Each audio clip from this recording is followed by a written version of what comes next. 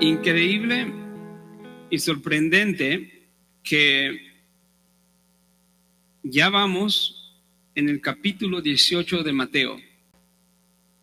Y va a ser 3 años casi de estar predicando expositiva y consecutivamente este libro, este evangelio precioso.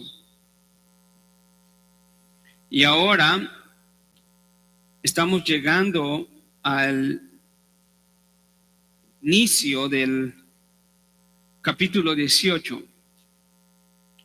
Ya vamos más de la mitad del evangelio. Y en el capítulo 18, amados hermanos, empieza otro discurso de Cristo Jesús. Hemos venido viendo el ministerio de acuerdo a Mateo, ministerio de Jesús, de acuerdo a cómo Mateo lo describe en su evangelio. Y hemos visto eventos, narrativas, no necesariamente en un orden cronológico, pero sino en un orden de acuerdo a cómo Mateo quiso presentar la información. El último sermón, en cuanto al pago de impuestos del templo, nos dio una introducción a lo que veremos en el capítulo 18 del Evangelio de Mateo. Y lo que ese mensaje nos reveló fue muy importante, porque nos reveló el corazón de Cristo en cuanto al cuidado que Él tiene con las personas. Y el capítulo 18 es casi una respuesta. El capítulo entero es una serie de respuestas que son instrucciones a los discípulos que se inician con una pregunta que sus discípulos le hicieron acerca de una disputa que ellos tenían. Y la disputa que los discípulos tenían entre ellos era: ¿quién de nosotros es el mayor en el reino de los cielos? Esa disputa y esa pregunta dan inicio a una serie de instrucciones de parte de Jesús en todo el capítulo. O sea, no está desconectado. Y el Señor empieza a hablar acerca de quién verdaderamente es el grande o el más grande en el reino de los cielos.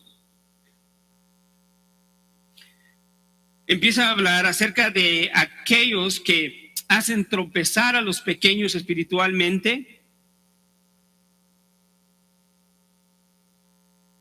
Los tropiezos del mundo. Habla también acerca de la voluntad del Padre, que es que no se pierda ninguno de esos pequeños, haciéndolo a través de la parábola de la oveja perdida. Y empieza a hablar lo que es la exhortación entre los hermanos cuando un hermano peca en contra de otro, lo cual nos da una visión clara y establecida de lo que debe de ser la disciplina bíblica dentro de la iglesia. Pensando en la pregunta, ¿quién es el más grande en el reino de los cielos? Imagínense la discordia que eso causó. Pero Jesús sigue hablando también acerca de la importancia del perdón en ese capítulo. Capítulo del versículo 21 hasta el final, versículo 35, nos da una gran lección el Señor Jesús acerca del perdón. Y lo que Jesús está haciendo acá, hermanos, es enseñándonos la importancia o la relevancia que tiene el elemento relacional del creyente una vez que es salvo. O sea, los cristianos se relacionan con otros dentro de la iglesia y fuera de la iglesia. Y nuestro trato hacia los demás, como decía en el sermón pasado, o es instrumento, es usado para la gloria de Dios y la proclamación del Evangelio, o puede ser en ocasiones ser un instrumento del diablo para tropiezo y obstáculo de la proclamación del Evangelio. Y entonces Jesús le da mucha importancia a esto, porque nuestra vida cristiana tiene un elemento relacional, el cual no podemos evitar. Nadie puede decir, bueno, yo soy cristiano y a mí no me importa nadie más. Yo y Cristo es lo que a mí me importa. Eso es tan antibíblico como decir que yo soy salvo porque yo hice algo.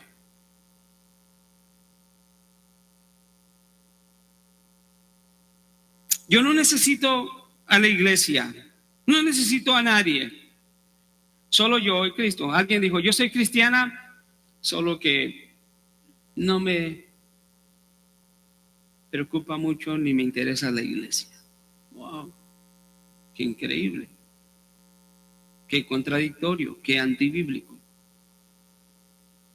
No podemos nosotros ignorar lo que Jesús. Entonces yo quisiera que leyéramos el capítulo entero. No lo voy a predicar todo, pero quisiera que leyéramos para que y viéramos esos elementos ahí del por qué. ¿Cómo inicia todo? Todo inicia con el orgullo en el corazón de los discípulos.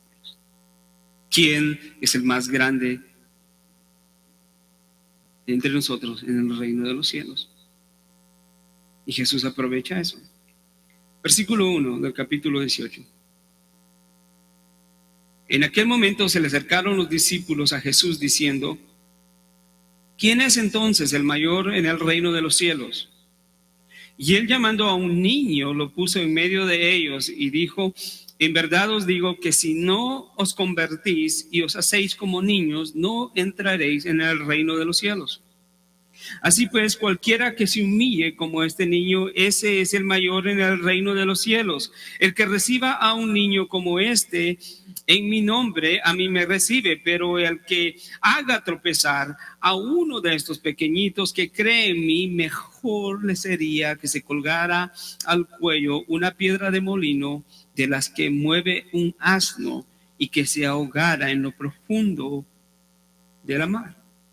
Así de serio es como Cristo toma las relaciones y las ofensas entre los hermanos.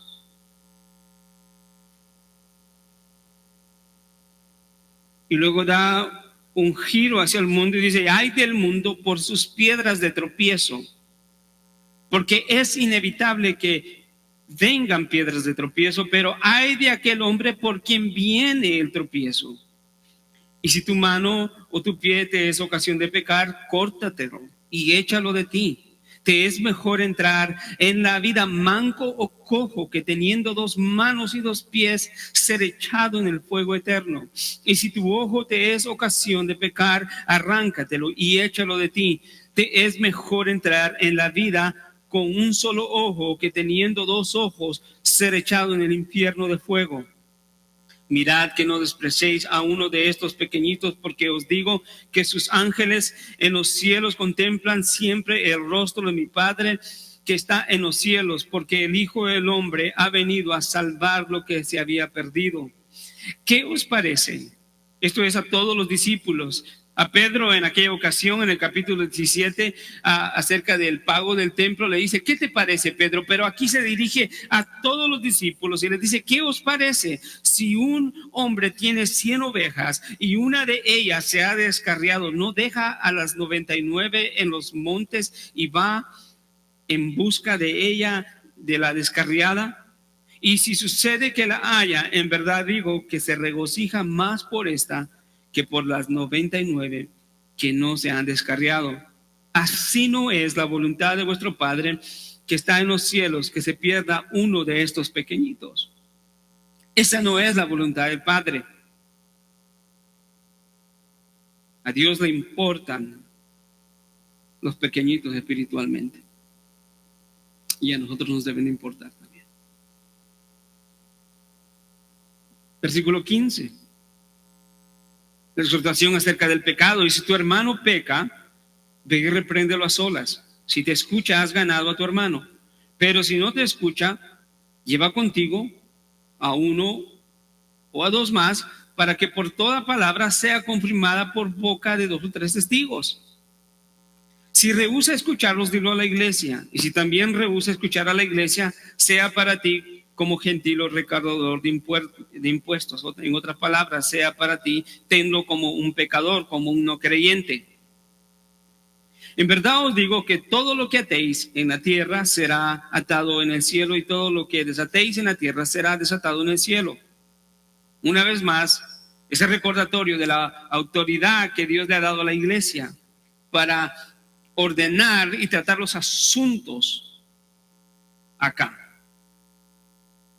Además os digo que si 2 de vosotros se ponen de acuerdo sobre cualquier cosa que pidan aquí en la tierra, les será hecho por mi Padre que está en los cielos, porque donde están 2 o 3 reunidos en mi nombre, allí estoy yo en medio de ellos. Y luego vemos en el versículo 21 a Pedro. Entonces se le acercó Pedro, ya que había hablado de la ofensa, y ahora empieza a hablar del perdón. Y se le acercó Pedro y le dijo: Señor, ¿cuántas veces pecará mi hermano contra mí que yo haya de perdonarlo? ¿Hasta 7 veces? Jesús le dijo: no te digo hasta 7 veces, sino hasta 70 veces 7. Por eso el reino de los cielos puede compararse a cierto rey que quiso ajustar cuenta con sus siervos, y al comenzar a ajustarlas le fue presentado uno que le debía 10,000 talentos, pero no teniendo con qué pagar, su señor ordenó que lo vendieran junto con su mujer e hijos por cuanto y todo lo que poseía, hasta que pagara la deuda. La nueva versión de la Biblia de las Américas nos traduce esa deuda de 10,000 talentos como 216 toneladas de plata, era lo que debía. Una deuda inmensa. Versículo 26. Entonces el siervo cayó postrado ante este rey, ante este rey poderoso, y le dice: ten paciencia conmigo, todo te lo pagaré. Y el señor de aquel siervo tuvo compasión y lo soltó y le perdonó la deuda. Pero al salir aquel siervo encontró a uno de sus consiervos que le debía 100 denarios. Y echándole la mano, lo ahogaba del cuello diciendo: paga lo que debes. Entonces su consiervo, ¿sabe qué era un consiervo? Alguien que estaba a la par de él, era su igual. Como los hermanos son iguales.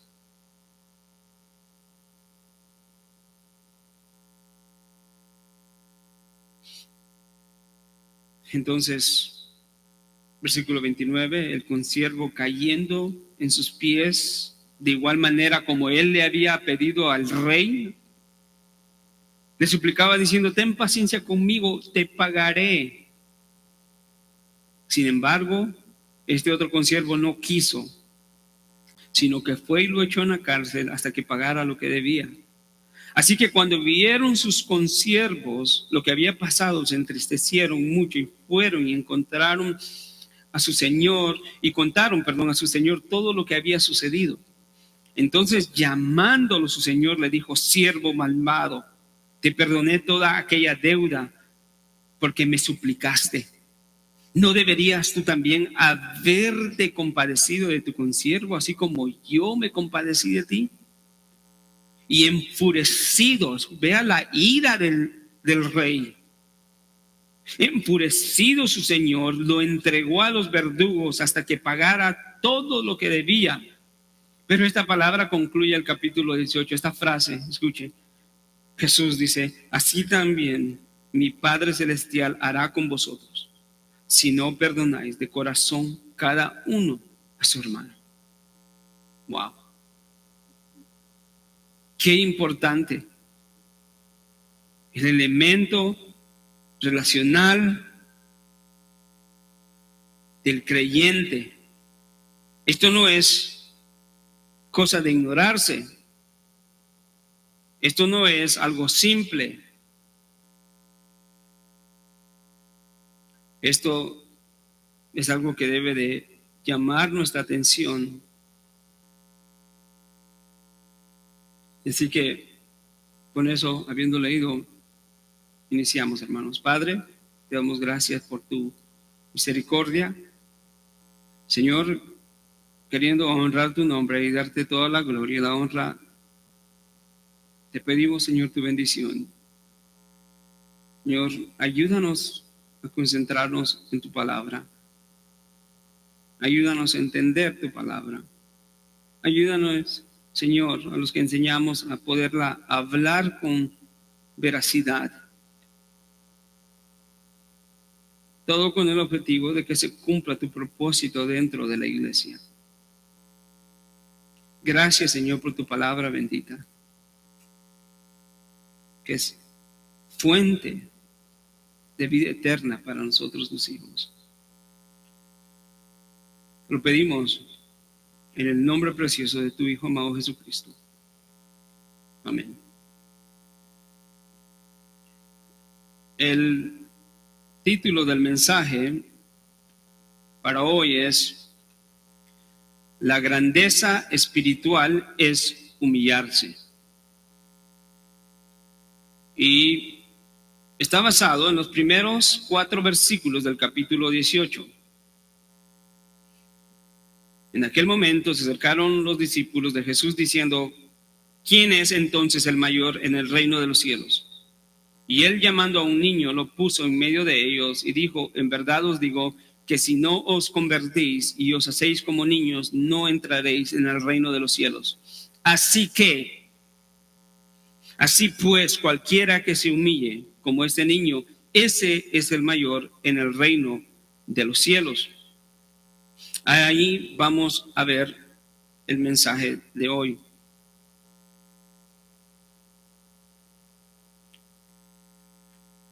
El bosquejo del sermón es: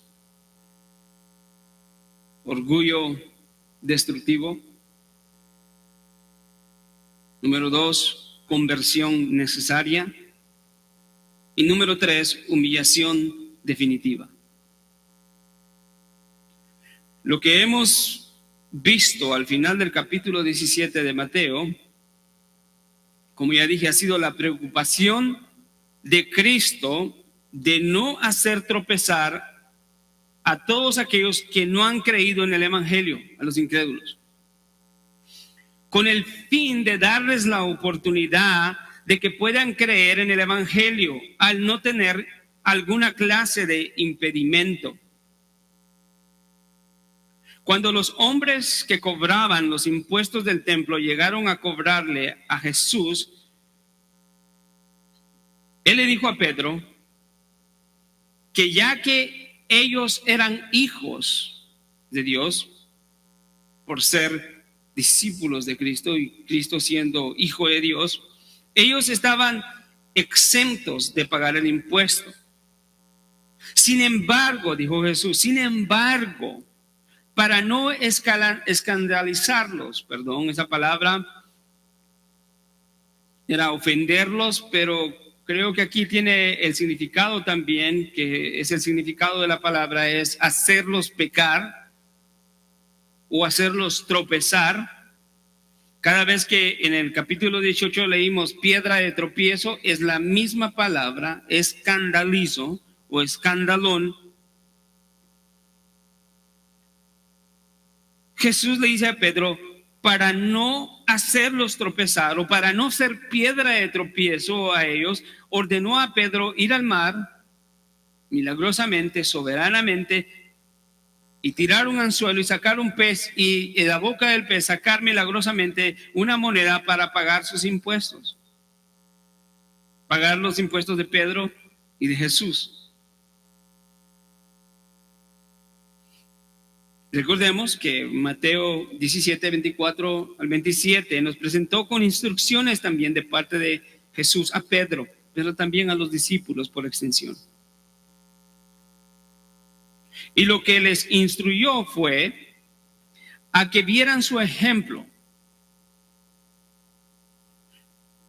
que era un ejemplo de una vida obediente al Padre, en una entrega total a la voluntad del Padre, sin escatimar su vida. ¿Por qué? ¿Para ganar un título? No. ¿Para ganar apreciación o seguidores? No. Lo hizo por amor a hombres miserables, perdidos y pecadores, para que pudieran obtener la salvación. ¡Qué gran ejemplo! Así le importa a Jesús la gente. Entonces vimos que Él anunció su muerte, pero aún Él permaneció obediente. También les enseñó ahí que debían de tener una vida de prudencia en su relación con las personas y que debían de vivir de una manera diligente. Y creo que todo esto tenía que ver con que Jesús quería que los discípulos hicieran y tuvieran una vida en conformidad con su llamado como discípulos para proclamar el evangelio. Si Cristo no fue piedra de tropiezo, sus discípulos no deben ni pueden ser piedra de tropiezo. No pueden ser los causantes de hacer pecar a otros. Eso es lo que está enseñando Jesús a sus discípulos. Y el capítulo 18 se trata de todo eso y cómo restaurar las relaciones con el perdón cuando eso sucede. Con la disciplina cuando eso sucede dentro de la iglesia. Ilustrando la manera tan grande del pastor que deja a las 99 ovejas cuando una se extravía.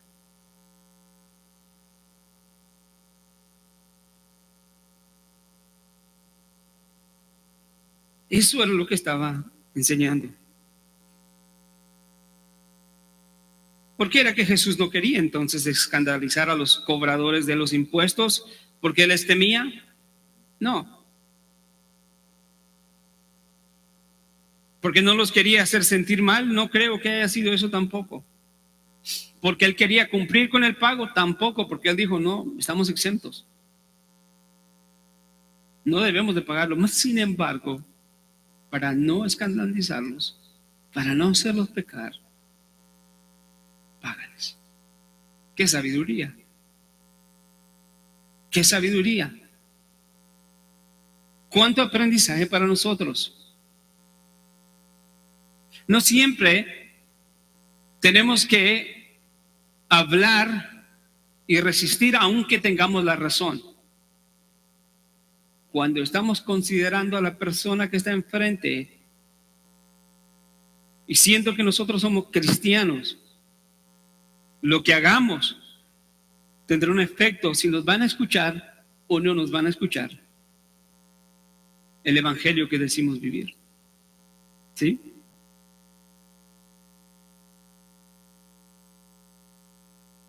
Jesús no había venido para ser piedra de tropiezo, sino para salvar lo que se había perdido. Él no solo era obediente, sino también cuidadoso, prudente y diligente en esta obra.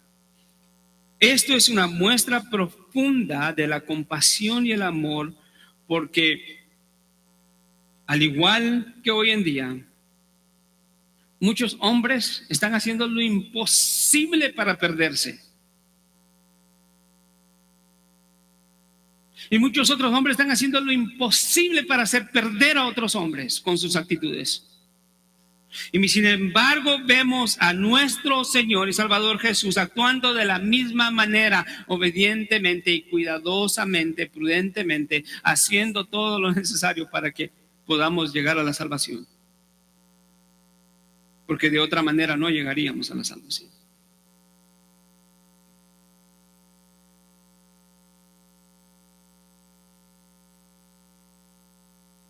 Una vez más, recordemos que esto era instrucción a los discípulos.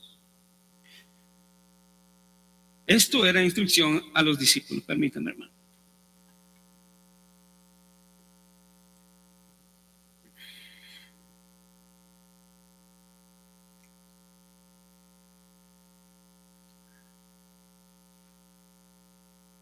Y si vamos, amados hermanos, a entender correctamente las instrucciones de Jesús a sus discípulos, entonces tenemos que comprender que en la vida de cada creyente hay un elemento relacional. Existe un elemento relacional con otras personas no creyentes y con otros hermanos.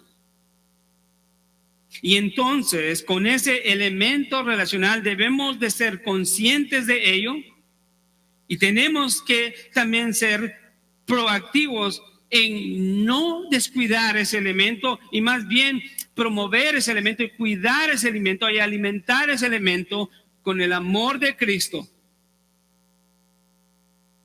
Porque las relaciones son difíciles. Pero el único que tiene la autoridad y la posibilidad de desechar a todos es Cristo. Y sin embargo, Él no lo hizo. ¿Quiénes nos consideramos nosotros para decir no quiero tener relación o desescatimar una relación y no me importa lo que suceda, pero le tengo que decir lo que le tengo que decir?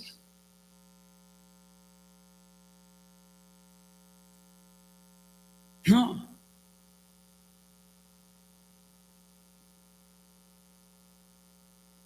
No debemos descuidar ese elemento. Amados hermanos, nunca podremos eliminar el elemento relacional que está incluido en la salvación. Somos un cuerpo. No somos salvos aisladamente de los demás. Somos salvos con los demás y entre los demás. Y no somos salvos para aislarnos, como si nuestras actitudes no tuvieran importancia relevante en cuanto a las relaciones. Jesucristo nos demostró en Mateo 17 que lo que hacemos tiene una relevancia. Porque afecta positivamente o negativamente a las personas que tenemos enfrente. Familia, en primer plano, ¿eh? Los hermanos, los amigos, los no creyentes.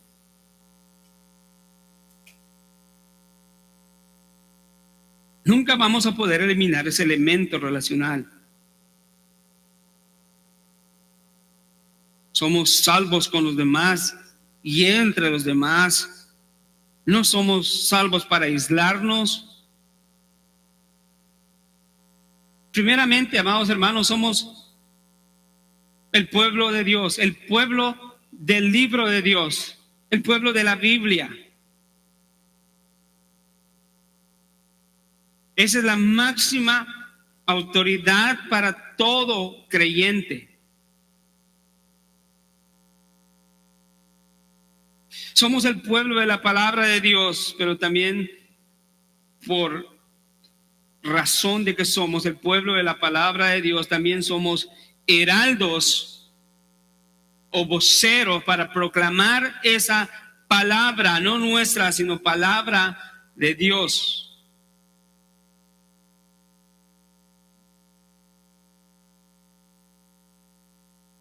Entonces, es importante porque somos voceros para proclamar el Evangelio de Cristo Jesús. Y ser un heraldo o vocero implica una relación con otras personas, ¿verdad? Sea que lo hagamos desde un púlpito, sea que lo hagamos en un salón de clase, sea que lo hagamos sentados en el hogar, o sea que lo hagamos en un descanso en el trabajo. Estamos siendo voceros de Cristo. Y no creo que nosotros nos pongamos a evangelizar una pared, ¿no? evangelizamos a una persona, a un hijo, a un hermano, a un padre, a una madre, a un extraño.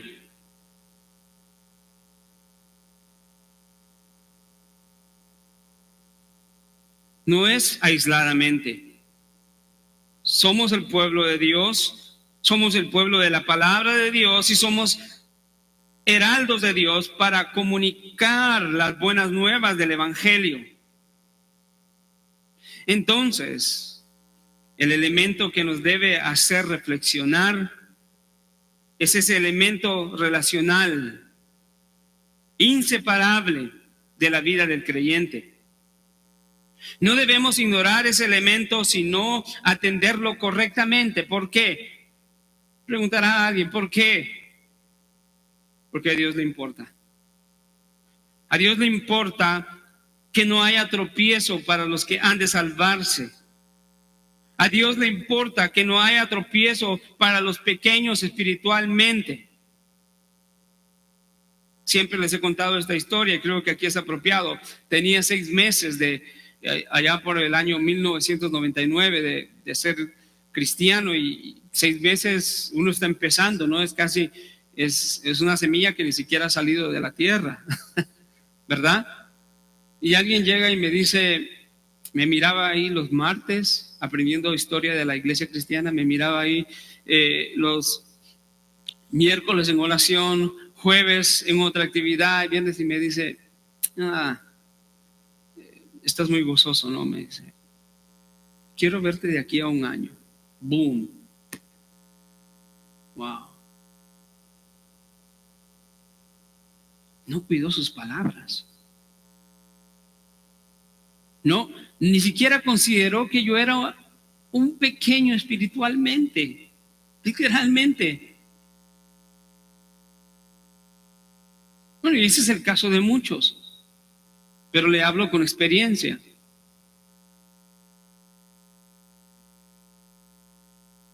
De la misma manera, positivamente, un hermano llega y me dijo, me alegro de verte en la iglesia y te traigo esta Biblia. Me da una Biblia arrugada, casi despapelada, y cuando me la dio, yo la agarré con mucho corazón, ¿no? Y alegría. Me dio una Biblia, es la primera Biblia que tenía. Y eso para mí era suficiente, pero el hermano, a la semana siguiente llegó, hermano, perdóname. Yo dije, pero ¿por qué, hermano? No me hizo nada. Porque te di una Biblia que no debería haberte dado y te traje otra nueva. Y me dio una nueva, y eso me impactó demasiado. No se me olvida hasta el día de hoy. Fue diferente esa clase de sabiduría y sensibilidad o discernimiento espiritual que es necesario. A Dios le importa que no haya tropiezo para los que han de salvarse. A Dios le importa que la iglesia cuide a los pequeños espiritualmente hablando. Tiene 1 año, 2 años, 6 meses, hermano. No hay que hacer cosas que los alejen y que le den una impresión equivocada de lo que la iglesia es. Es por eso que siempre he insistido en la iglesia, hablando con los hermanos y decirle, hermanos, tenemos que borrar esas ideas equivocadas de lo que nos han enseñado que la iglesia es, que no es. Se acepta toda clase de actitud como normal. Hablaba con mi esposa caminando el día de antier y hablábamos acerca de el nuevo producto que ha sacado este hombre Elon Musk. Ha sacado unos robots inteligentes con el propósito de que ayuden a la gente a hacer sus actividades. Pasaron un video en donde uno de estos hablaba con una persona que nunca había conocido, obviamente, y le hacía preguntas y era como estar hablando con una persona. Le contestaba con sorprendente, con una habilidad tan inteligente. Y hubo conmoción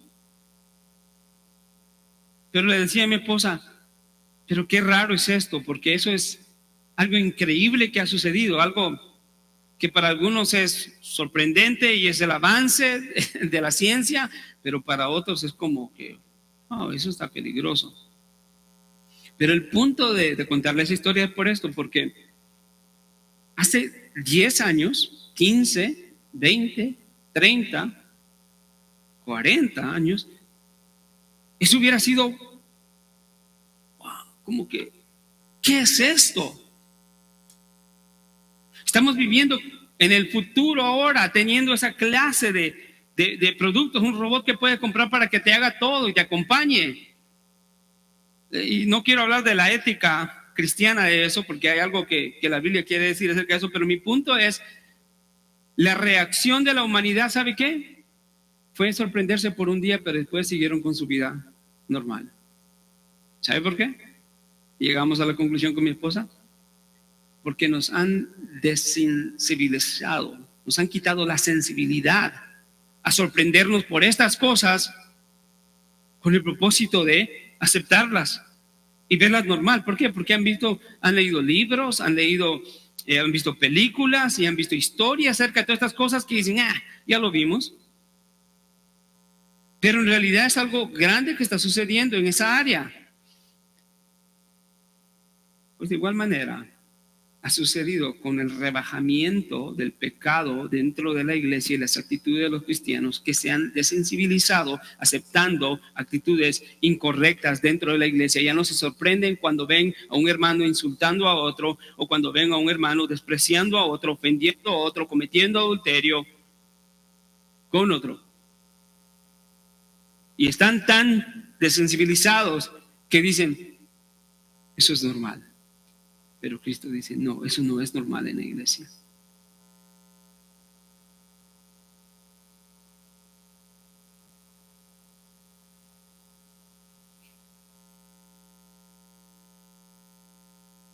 A Cristo, a Dios le importa tanto las relaciones, que hay consecuencias terribles para aquellos que descuidan ese elemento relacional, que debe de ser dirigido por un corazón santo y piadoso, un corazón que ha nacido de nuevo.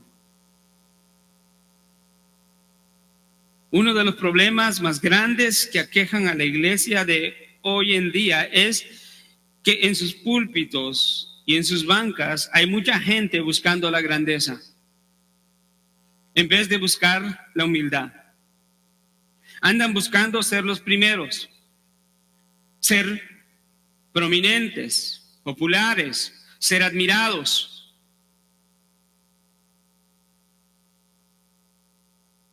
Es el problema dentro de la iglesia, tanto hombres y mujeres.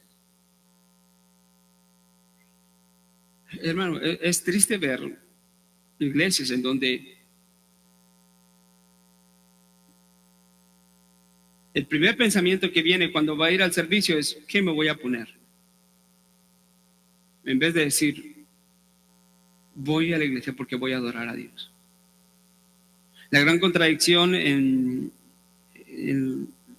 unos círculos carismáticos, por ejemplo, en lo que nosotros estábamos, era que habían supuestas campañas de evangelización.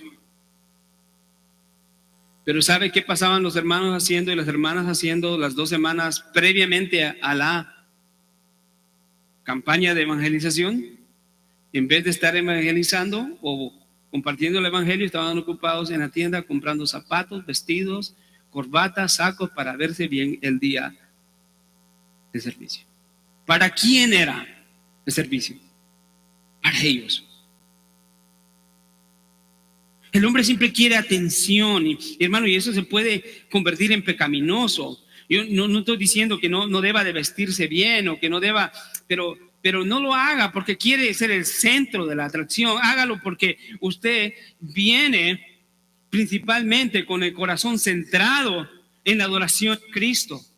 No intente robarle la gloria a Cristo.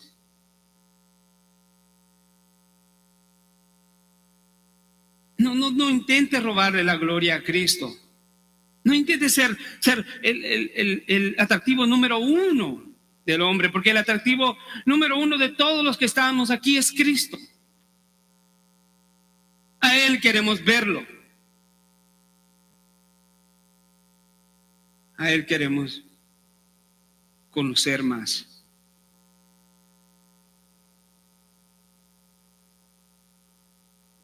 No buscan la humildad, andan buscando ser primeros, prominentes, populares, ser admirados. Quieren que todo el mundo los quiera. Quieren obtener respeto y honor. Pero nadie quiere imitar a su Señor.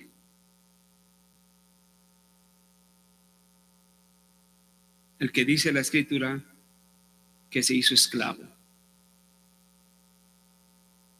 Esclavo. Filipenses 2. Hermanos, la condición de la iglesia es terrible.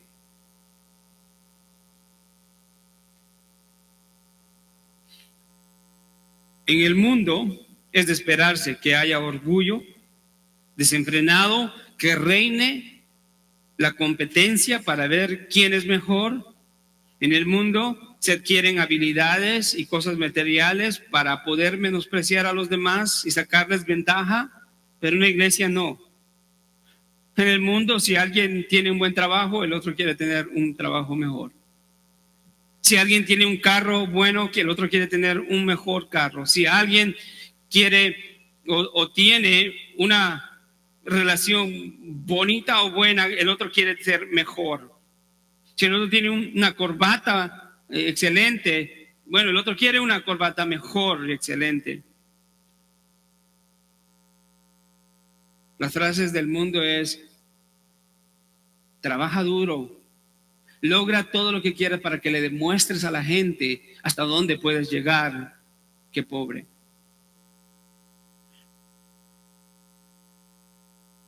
Pero nosotros hacemos todo como para el Señor, para la gloria de su nombre.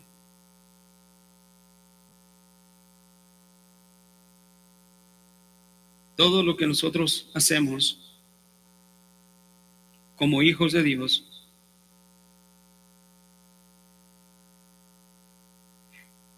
es un privilegio tan grande en el cual Dios nos ha permitido que a través de todo lo que hacemos, amados hermanos, aún con lo que comemos, a dónde vamos y lo que vestimos, es para desplegar la gloria de Dios. ¿Entiende?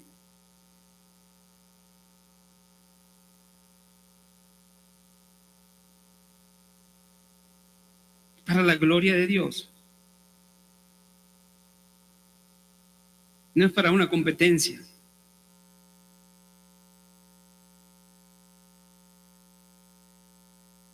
Ni me voy a meter en este problema, pero no se diga, ¿verdad?, entre la sensibilidad y la sentimentalidad de las mujeres. Es una lucha más grande que para el hombre, ¿no?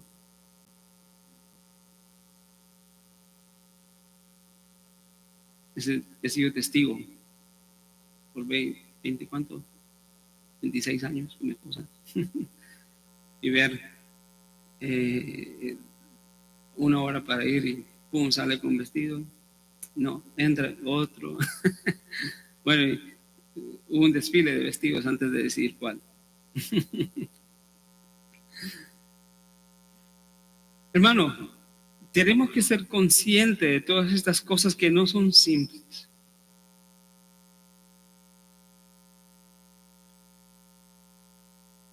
No debe de ser aceptable actitudes orgullosas dentro de la iglesia, porque eso es tropiezo para otros.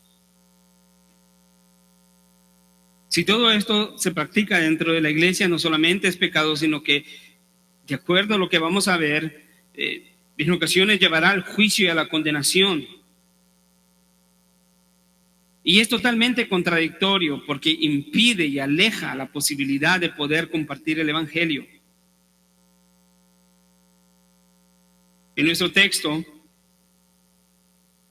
los discípulos preguntan: ¿quién es el mayor en el reino de los cielos.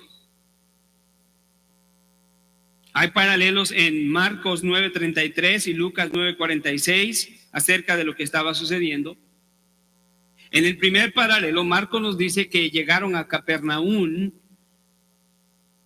y es un poco más explícito porque nos cuenta algo que Mateo no nos dice con respecto a esa pregunta que Jesús les hizo. Ahí nos dice que fue Jesús quien les hizo la pregunta porque él sabía lo que estaban discutiendo. Anticipándose a ellos, les preguntó qué es lo que discutían por el camino. Marcos 9:33, 34. Pero ellos, sabiendo que estaban discutiendo algo que no era correcto, ¿sabe qué dice Marcos? Que guardaron silencio. Véalo conmigo, vamos a Marcos 9:33.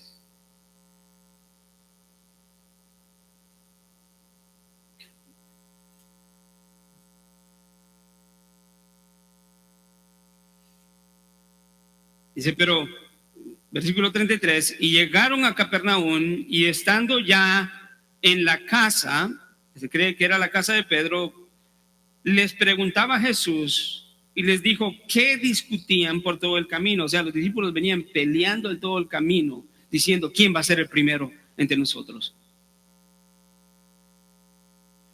Pero ellos, cuando Jesús le hizo la pregunta, Marcos nos dice que ellos guardaron silencio. ¿Por qué? Porque en el camino habían discutido. O sea, era una discusión. Habían discutido entre sí quién de ellos era el mayor.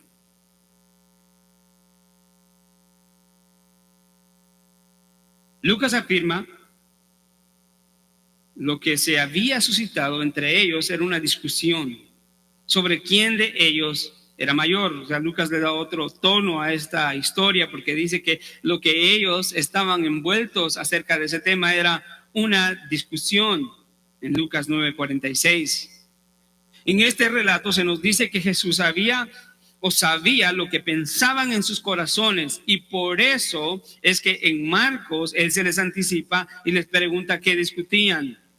No era que Jesús no supiera, sino que estaba a punto de preguntarles para enseñarles y darles una gran enseñanza acerca de quién verdaderamente es grande en el reino de los cielos. Aunque es muy notable que Pedro era el primero entre iguales, ¿verdad? Lo hemos visto en Mateo. Pedro era el primero entre iguales. Ninguno de ellos pensaba que Pedro iba a ser el mayor en el reino de los cielos. Aunque él era el que siempre hablaba, aunque él era uno de los 3 privilegiados, de todos modos ellos dijeron, no. ¿Quién de nosotros va a ser el primero? Del contrario, ellos no hubieran discutido entre sí para saber quién era el primero. El relato de Marcos es más gráfico y casi describe a los discípulos como si les remordiera la conciencia por lo que Jesús les preguntaba acerca de qué discutían. ¿Por qué? Porque discutían acerca de esto tan terrible. ¿Quién será el más grande? No tú, no yo. Imagínense. No nos da los detalles de qué era lo que se decían, pero podemos ver la tensión por la palabra discutían. No dice conversaban.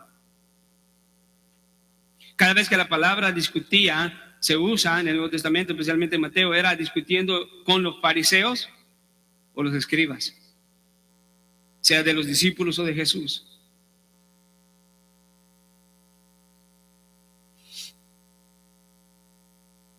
Todo esto a causa del orgullo en su corazón. Su corazón estaba lleno de disputas, queriendo ser uno más grande que el otro.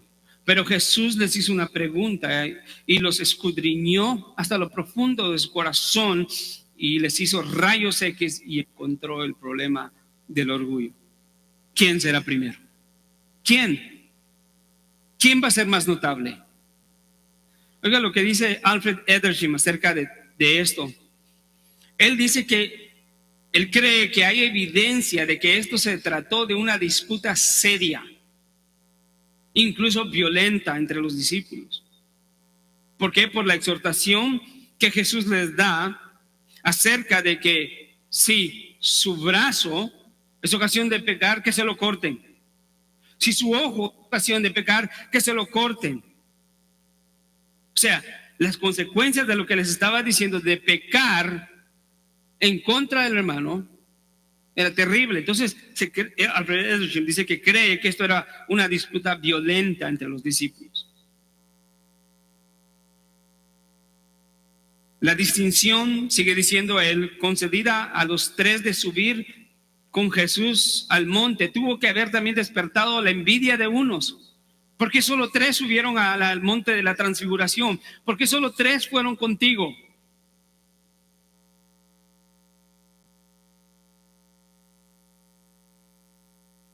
Como decía nuestro hermano Jonathan en la clase, hablando acerca de los que tienen responsabilidad. Los que tienen más responsabilidad, añadiendo a lo que él dijo todo, también llevan más rendición de cuentas al Señor por cada uno de sus hechos. No solamente son más públicos, pero tienen más responsabilidad delante del Señor. Esos tres habían sido privilegiados y quizás los demás dijeron, ¿por qué no nosotros fuimos con él? O quizás el orgullo, mira, solo nosotros fuimos con Jesús a la transfiguración y ustedes están abajo. Causó una división entre ellos.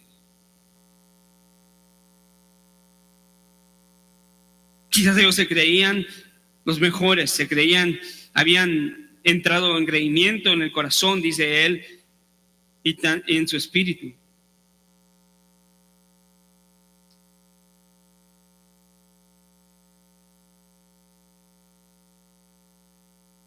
Él sigue diciendo que también podemos inducir de que esto era una evidencia de que había sido una disputa seria entre ellos, porque Pedro le pregunta al Señor más adelante, Señor, si un hermano peca contra mí, ¿cuántas veces lo he de perdonar? Pidió dirección del Señor y dijo, si un hermano peca contra mí. Ve la conexión de todo el capítulo, por eso fue que leímos todo el capítulo. Pero todo esto, en realidad, dice él, por más que nos parezca inexplicable, cuando miramos las cosas a la luz del día de la resurrección, cuando todo cambió, y aunque sea increíble, es evidente que los apóstoles durante este tiempo todavía, en su mayor parte, estaban bajo la influencia del viejo espíritu. ¿Por qué? Porque esto era un modo de ver común judío que había entre los líderes o aún los propios judíos de distinción de rango en el reino de los cielos. Incluso los judíos consideraban a los gentiles como ¿qué? Inferiores, como perros. Y entre ellos consideraban rangos, posiciones. Pero eso no es el reino de los cielos. El sistema del rabinismo, sigue diciendo Edersheim, y fariseísmo, con su separación entre el vulgar y el ignorante, reposa sobre esta idea. Pero incluso dentro del círculo encantado del rabinismo habría distinciones de vidas, de los conocimientos, méritos y hasta de un favoritismo entre ellos de parte de Dios, como diciendo que Dios tenía favoritos entre los escribas y los fariseos.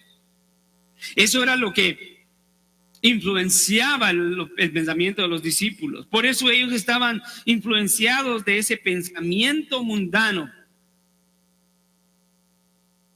Nada diferente al mundo de hoy, ¿no?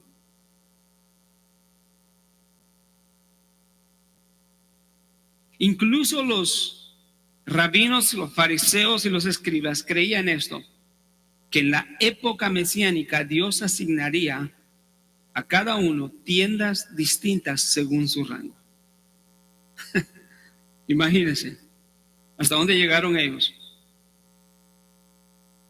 Y en uno de los relatos anteriores, Edersheim también comenta que ellos eran tan orgullosos que ellos creían que cuando ellos pasaran a la presencia, especialmente los fariseos que creían en la vida eterna y la resurrección, ellos iban a estar sentados en el Sanedrín celestial, en donde Dios iba a estar con ellos estudiando la palabra. El orgullo era terrible. No es de extrañarse porque la gente judía y los discípulos, siendo judíos, estaban influenciados de esa manera de pensar.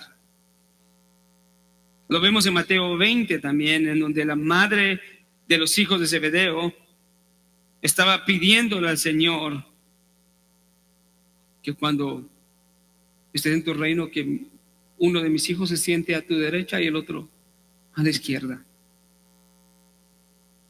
Todo esto, amados hermanos, nos lleva a pensar en el contraste tan claro de la diferencia entre Jesús y sus discípulos. Esa diferencia era abismal, como dice un comentarista, casi era una diferencia como entre Jesús y los escribas y los fariseos. Qué terrible condición pensar que los discípulos habían sido testigos de cosas poderosas de parte de Jesús y en lo único que podían pensar en este momento era: ¿quién de nosotros va a ser el mayor en el reino de los cielos? Pero Jesús les da la respuesta y les dice que es necesaria la conversión completa. Entrar al reino de los cielos no es porque eres grande, y tampoco el objetivo es porque quieres ser el más grande en el reino de los cielos. Jesús destruyó en la mente de los discípulos toda clase de pensamiento pecaminoso y les dice en el versículo 3: si no os convertéis y os hacéis como niños, no entraréis en el reino de los cielos. Wow. Esto nos muestra la realidad del corazón del hombre, que necesariamente necesita la conversión de su corazón, lo cual nos lleva a nuestro segundo punto, donde Jesús, llamando a un niño, lo pone en medio de ellos y les da la respuesta a su pregunta. Y les dice, la respuesta es: ustedes no entrarán al reino de los cielos a menos que se conviertan y se hagan como un niño.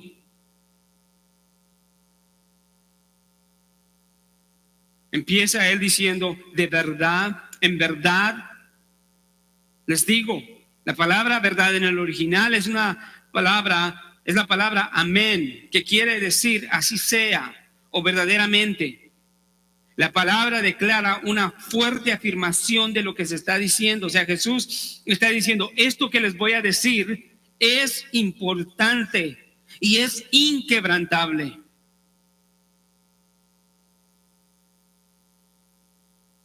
Jesús les dice a ellos: lejos de estar pensando en grandes cosas personales que supuestamente los podrían poner encima de otros en el reino de los cielos, deben de convertirse y hacerse como niños. De lo contrario, lejos de ser grandes en el reino de los cielos, no entrarán en el reino de los cielos. Eso es lo que les está diciendo. Jesús está diciendo esto con un énfasis: a menos que se conviertan. Aquí en el texto vemos, si lo ve conmigo, vemos tres verbos: convertirse, hacerse y entrar. Tres acciones. Los tres verbos nos presentan condiciones más que descripciones de cosas reales. O sea, nos está diciendo que hay algo que tiene que suceder para que suceda la tercera acción, que es entrar en el reino de los cielos.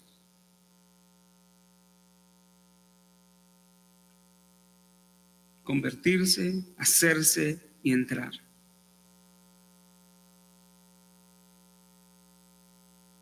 Si las dos primeras cosas no suceden, la tercera nunca sucederá.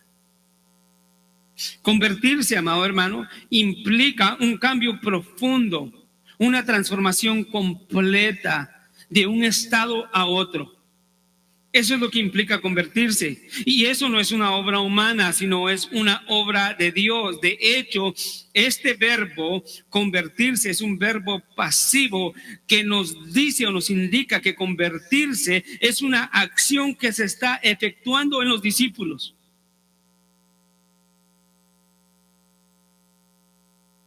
En este caso, el convertirse en niño no es una obra humana, sino una obra de Dios. Esto nos recuerda al Evangelio de Juan, en donde Jesús, en su encuentro con Nicodemo, le dice: es necesario nacer de nuevo para poder ver el reino de los cielos, el reino de Dios. Juan 3, 3 y 5. Por otra parte, Jesús no solamente les está diciendo que necesitan transformarse o convertirse como niños, sino también les está diciendo que necesitan hacerse como niños. Sí, esto está tremendo, hermano. La palabra original, hacerse, denota una acción de llegar a ser, un cambio, denota un proceso.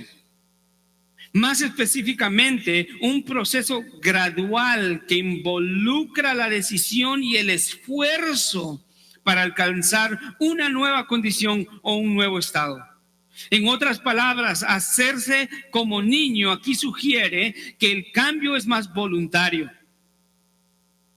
El resultado del esfuerzo a través de las acciones. Eso es hacerse. A diferencia del convertirse, que es una obra de Dios,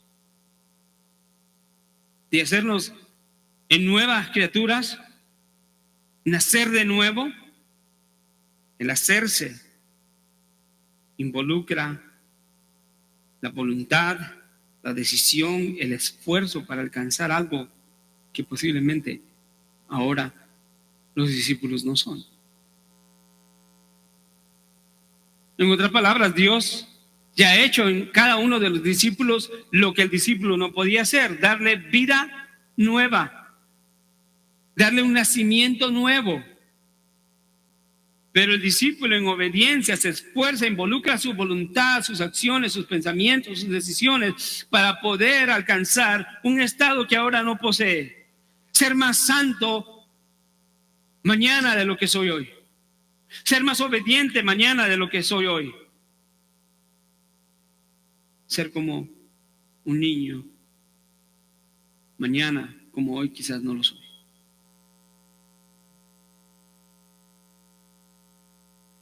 Esta verdad debió haberles impactado profundamente y debieron sentirse avergonzados, confundidos o al menos preocupados al enterarse de que mientras discutían quién sería el más grande en el reino de los cielos, aún, hermano, existía la posibilidad de que no entraran en el reino de los cielos, a menos que tuvieran una conversión radical y respondieran obedientemente, esforzándose a través de sus actitudes para hacerse como niños.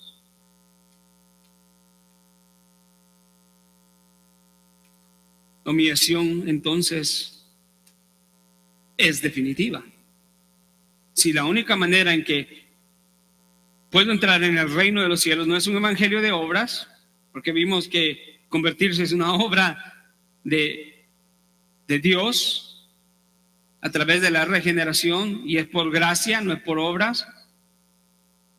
Pero la validación de una verdadera salvación por gracia son obras que glorifican a Dios.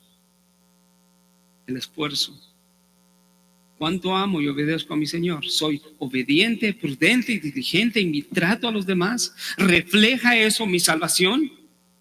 ¿O refleja eso todo lo contrario? Y que aún necesito arrepentimiento. ¿Por qué tomar la venganza?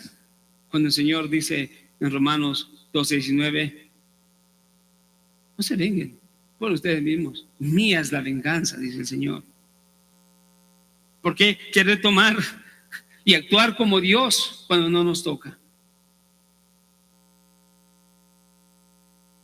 Pero el punto es, para no desviarme, la humillación es definitiva, porque si para entrar al reino de los cielos necesito ser un niño, ya entiendo que es convertirme, es una obra de Dios, pero el esforzarme y involucrar mis intenciones, deseos y actitudes activamente para hacerme como niño es una verificación de lo que Dios ha hecho en mi vida.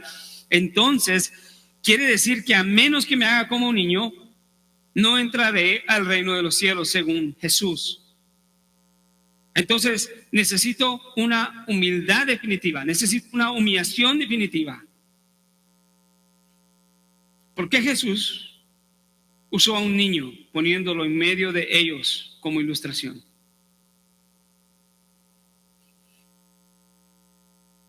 Bueno, seguramente no estaba pensando en la torpeza de los niños para ilustrarla, ¿verdad?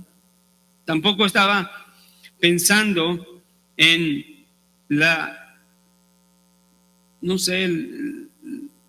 inocencia de los niños, que quizás lo pensó, pero no creo que sea el caso. Tampoco estaba pensando en los caprichos de los niños. Cuando le digo háganse niños, háganse caprichosos, no estaba pensando en eso. Más bien, él usó a los niños como una ilustración para enseñar a los discípulos una dependencia total y absoluta de Dios. Eso es un creyente.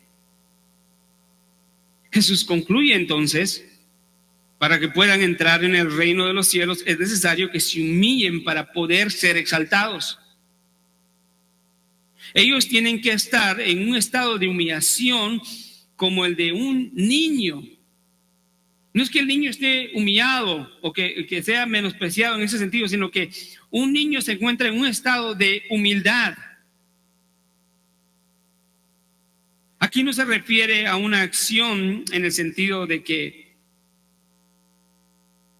el niño o alguien está siendo menospreciado por su pequeñez, por su ignorancia, o por cualquier otra razón. Más bien se refiere al estado de humildad y dependencia total de Dios. El creyente que se humilla como un niño es aquel que dice: yo necesito de todos. Yo necesito de Dios. Yo no soy el primero, yo soy un ayudador. Yo no soy el principal, sino yo soy siervo de todos. Yo no soy rey, sino soy esclavo. De acuerdo a Jesús, ese que tiene esa actitud es el mayor en el reino de los cielos. En una búsqueda rápida de la forma en la que un niño tiene la percepción de los padres, pude encontrar por lo menos 14 descripciones de lo que un niño percibe de sus padres. Y creo que esto nos ayudará a entender un poco por qué Jesús usó al niño como una ilustración para decirle a los discípulos que a menos que se hagan como uno de ellos, que está en totalidad dependiendo de Dios, no van a entrar en el reino de los cielos. En otras palabras, no hay lugar para decir Dios y yo hago esto. No, sino es totalmente Dios. Vea estas percepciones de los niños. Los niños ven a los padres como protectores. ¿Sí? Ellos son su máxima protección. Y el creyente verdadero ve a Dios como su protección total. No busca el dinero, no busca a las personas, no busca a la sociedad, el gobierno. Los niños ven a los padres como modelos a imitar. Y me recordaba Efesios 5. Sed pues imitadores de Dios como hijos amados. Un niño quiere imitar a su padre, un niño espiritual quiere imitar a su padre. Los niños ven a los padres como la fuente principal de amor y cuidado. Los niños ven a los padres como las entidades que ponen las reglas y los límites. Eso es la manera en la que los creyentes y los niños de Cristo ven a Dios, de esa manera. Él es el que pone las reglas y los límites en su ley, en su palabra. Un niño no quiere quebrantar eso de sus padres. Los niños ven a los padres como proveedores. Escuche, y claro que hay una etapa en la edad de estos niños que crecen y que todo esto se va, pero mientras son niños, Jesús no dijo, háganse jóvenes para entrar en el reino de los cielos, porque los jóvenes no piensan así. Los jóvenes piensan todo lo contrario. Los jóvenes dicen, yo no creo que mi padre sea protector ni mi madre. Yo no creo que tenga que imitar a mi padre. Yo no creo que mi padre me ame. Ustedes no me aman, no me quieren, no me cuidan. Pero Jesús dijo, háganse como niños. Porque un niño, mientras está niño, tiene toda esta percepción. Escuche, los niños siempre ven a los padres como presentes, casi los consideran omnipresentes. Para ellos siempre van a estar ahí. Los niños ven a los padres como la fuente de autoridad. Los niños ven a los padres como la fuente del conocimiento y la sabiduría. Los niños ven a los padres como jueces de lo que es justo y de lo que es injusto.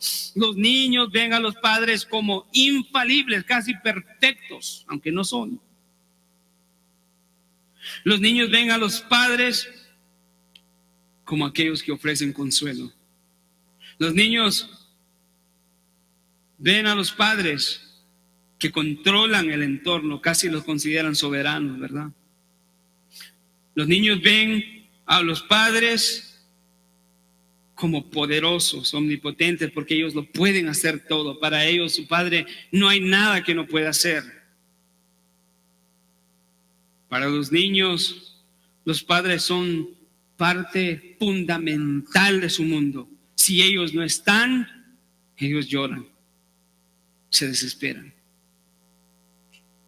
Los niños ven a los padres con una dependencia total, y creo que podemos entender entonces por qué Jesús dice que para entrar en el reino de los cielos tenemos que hacernos como un niño. Y ser niño en este sentido requiere humildad. Requiere humildad. Me regalas 5 minutos más. ¿Qué es humildad? Es la disposición de valorarse y evaluarse a uno mismo apropiadamente. Y eso es lo que Dios demanda. Especialmente teniendo en cuenta la naturaleza pecaminosa de nuestro ser. Considerando eso, nadie se va a creer nada. No va a decir, yo quiero ser el primero porque yo soy el que mejor puedo, yo lo puedo hacer mejor, yo me veo mejor, yo hablo mejor, yo canto mejor.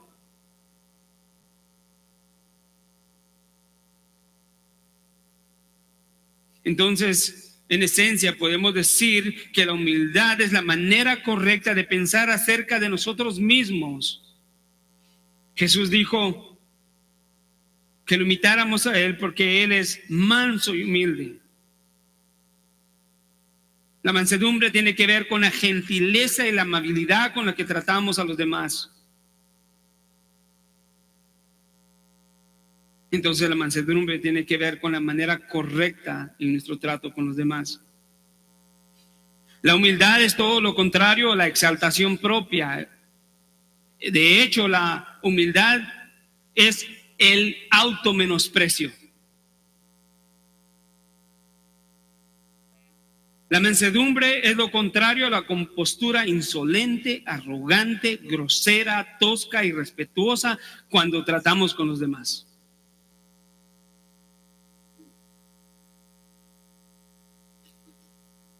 En nuestros días, la humildad no es algo que tiene un valor el cual tenemos que buscar de acuerdo a la sociedad. Y tristemente, dentro de muchas iglesias promovidas por líderes, Todos tienen una excusa por la cual no pueden ser humildes. Pero Cristo dice que a menos que seamos humildes, a menos que nos humillemos como niños, no tendremos entrada en el reino de los cielos.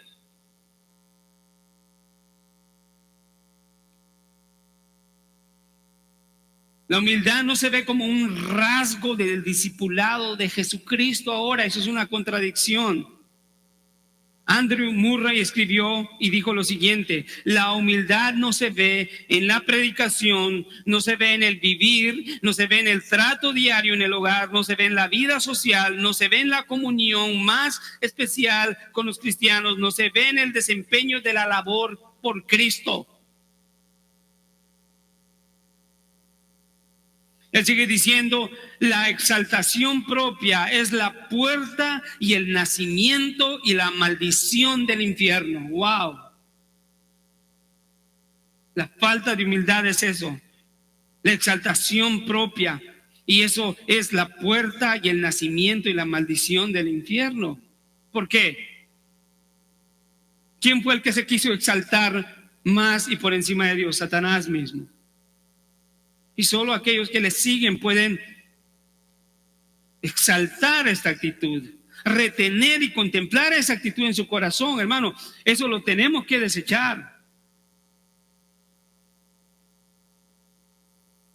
Andrew Murray sigue diciendo: cuánta evidencia hay de que la humildad no se considera la virtud cardinal del cristianismo, es decir, la única raíz desde la cual las bendiciones pueden crecer y la condición indispensable de la verdadera comunión con Jesús. La falta de humildad y mansedumbre en aquellos que dicen ser cristianos es algo terrible dentro de la iglesia cristiana. Hay muchos que están viviendo de esta manera no digna de Cristo. Hermano, qué ilógico es eso. Qué contradictorio. Pensar y creerse más que los demás, no tener la capacidad de perdonar a los demás cuando hemos sido perdonados, creernos más porque con eso es un poco más o tienes un poco más. No. La falta de humildad afecta muchas áreas de la vida, afecta la vida personal, de la comunión con Dios, afecta el testimonio del evangelio dentro de la iglesia, en el hogar y en el mundo.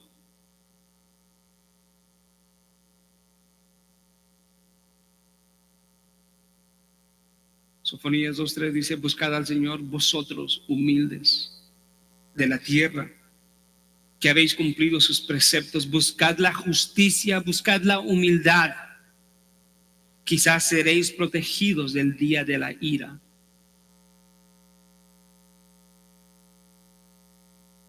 Porque Dios nos exhorta a la humildad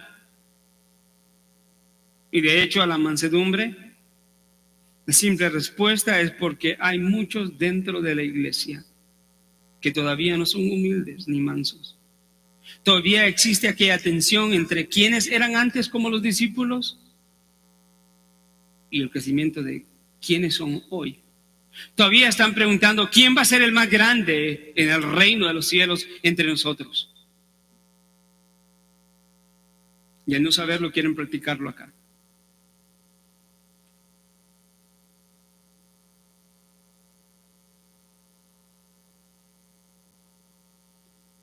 Juan 13:12-15 dice: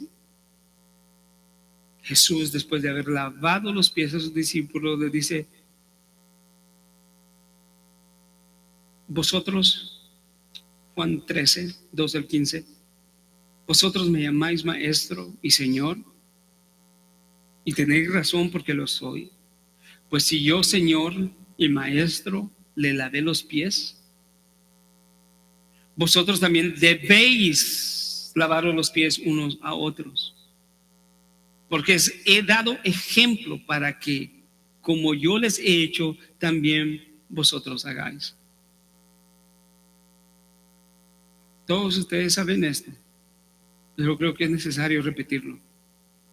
Lavar los pies en los tiempos de Jesús, era uno de los trabajos más bajos y degradantes que podían haber, a tal punto de que un dueño de casa llegaba un invitado, él no le lavaba los pies, sino tenía que hacerlo el esclavo. Pero el esclavo no lo hacía, sino que lo hacía el hijo del esclavo, haciéndose todavía una ocupación de un niño esclavo. Wow. Y Jesús, al lavar los pies a los discípulos, se puso en esa condición de rebajamiento y humildad. Y le dice a los discípulos: ¿saben lo que les he hecho? Ustedes me dicen a mí que soy su Señor y su Maestro. Y si yo soy Señor y Maestro, en otras palabras, si yo soy su Dios y les he hecho esto, ustedes deben de hacerlo entre ustedes. Lejos esté de ustedes estar pensando quién es el más grande, hermano. Esto es algo importante que Dios nos está hablando hoy en la iglesia local. Nosotros debemos de ser dentro de todos los más humildes y servidores los unos para los otros.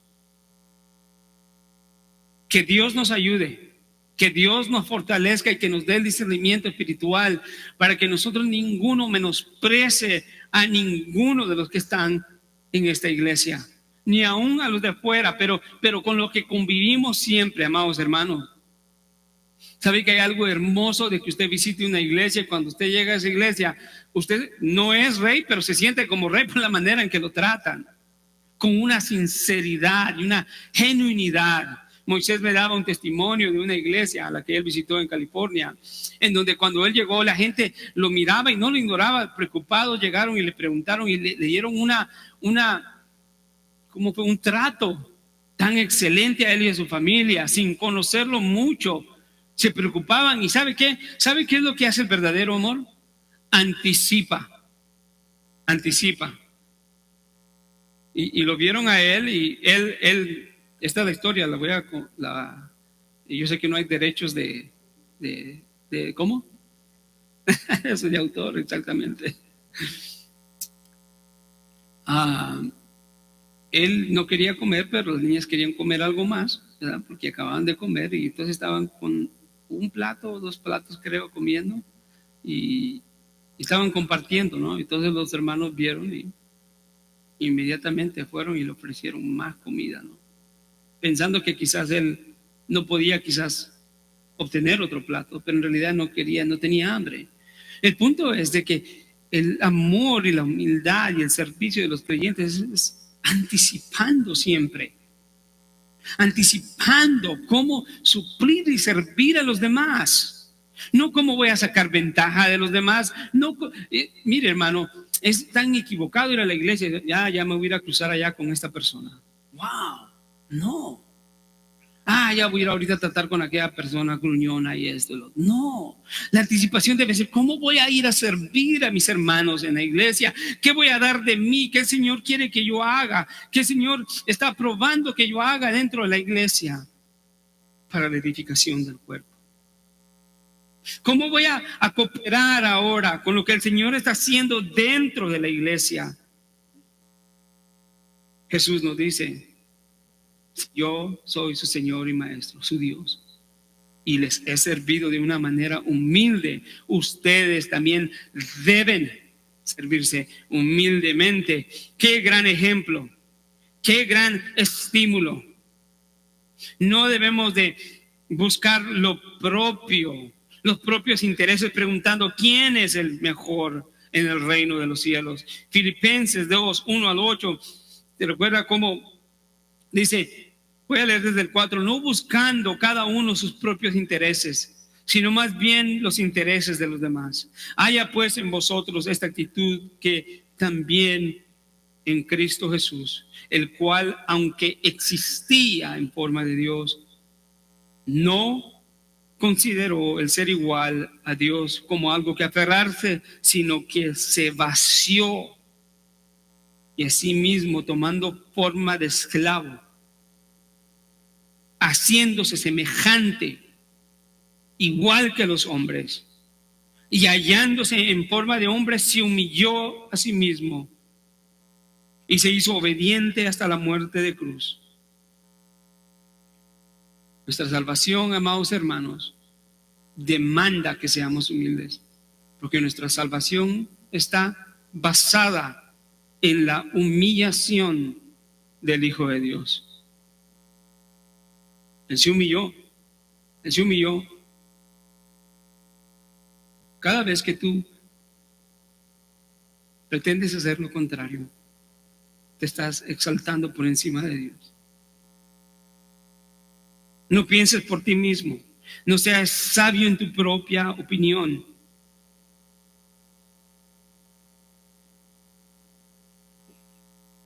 Dios no tiene comunión con los arrogantes, pero sí con los mansos y humildes. Salmo 138:6 dice: porque Jehová es excelso y atiende al humilde, mas al altivo mira de lejos.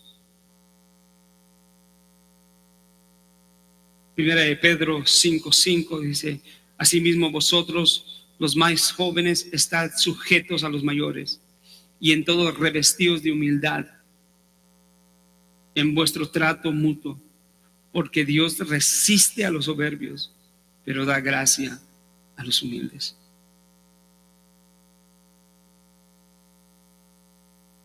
Es necesario, entonces, ser humilde,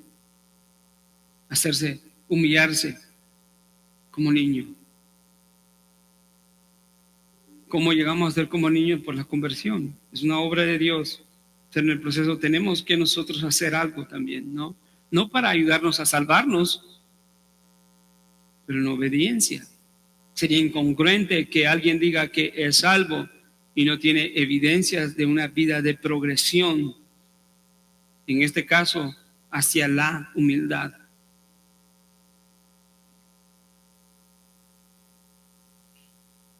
Jesús dijo: el que quiera ser primero entre vosotros será vuestro siervo.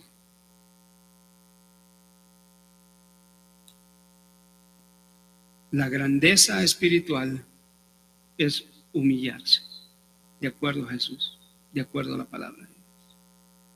Y si hay algo que oramos y deseo de corazón para esta iglesia, es que sea una iglesia de siervos humildes, no de grandes. Samuel Peremíos dice: la iglesia no necesita engreídos infatuados, porque de esos hay muchos. Lo que la iglesia necesita son siervos humildes, dispuestos a servir. Hermano, piense en eso siempre, no se le olvide, por favor. Pensemos en cómo nuestra vida refleja esto que Cristo instruyó a sus discípulos y nos instruyó a nosotros en este día. La grandeza espiritual es humillarse. Gracias, Padre. Le damos gracias, Señor, por tu amor inmenso. No podemos calcular, Señor, la profundidad, la altura, la anchura del amor de Cristo. Siendo que somos seres tan rebeldes, imperfectos. Sin embargo, tú has sido humilde, humillándote, Señor, tomando forma de esclavo para vivir una vida en obediencia. No para obtener un beneficio, porque ¿qué podías obtener tú cuando tú eres dueño de todo el oro y la plata del mundo? Tú eres el dueño de toda la creación, porque tú lo has hecho todo. Fuiste humilde por salvar a pecadores. Siendo grande te hiciste pobre.